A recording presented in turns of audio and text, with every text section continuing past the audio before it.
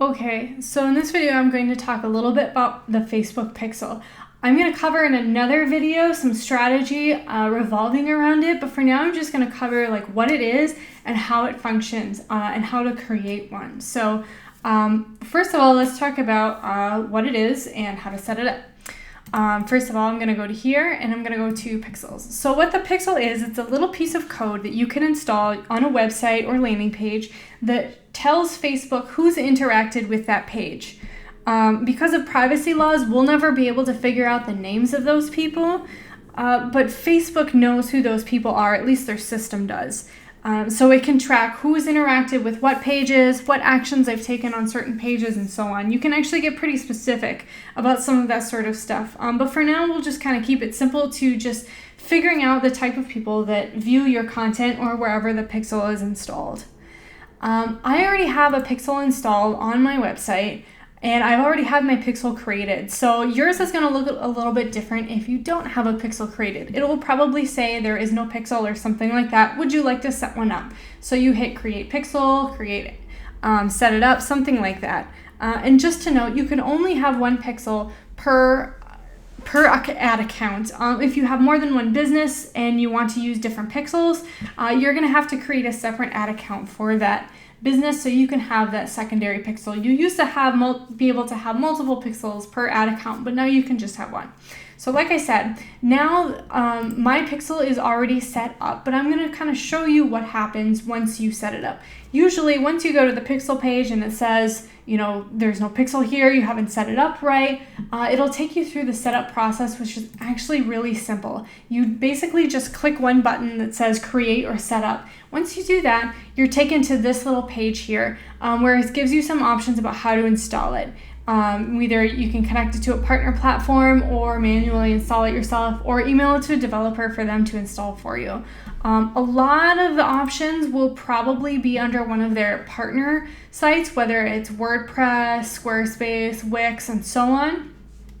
But if your platform that you want to install it on doesn't appear here, that's okay. Just go to Google or YouTube and type in how to install the Facebook Pixel on whatever the name of your platform is. And it's usually pretty simple.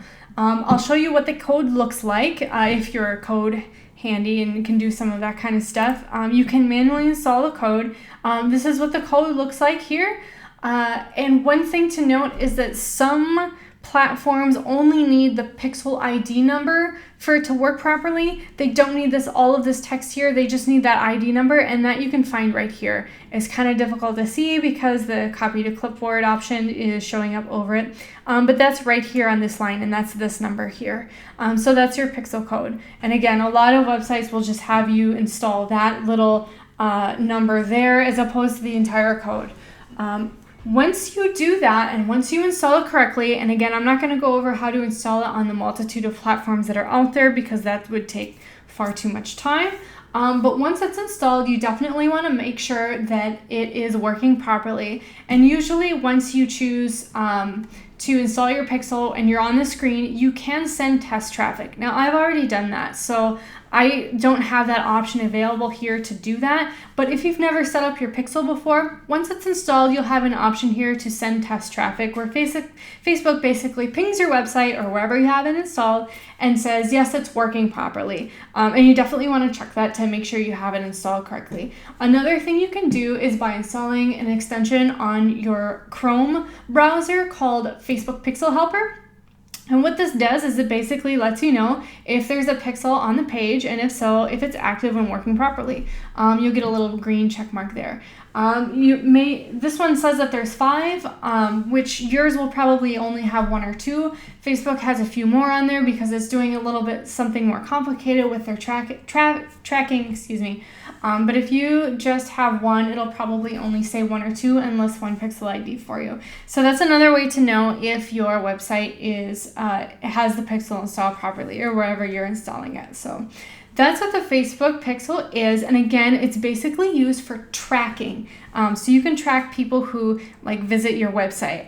If you've ever gone to a website and then go back on Facebook and you see ads for whatever products or services were on that website, That's absolutely as a result of the Facebook Pixel. So I'm going to cover more in detail about why we use the Pixel in another video about retargeting. But for this one, I just wanted to cover like what it is and some basics about how to install it. So that's it for this video, and I will talk about it more in the retargeting video.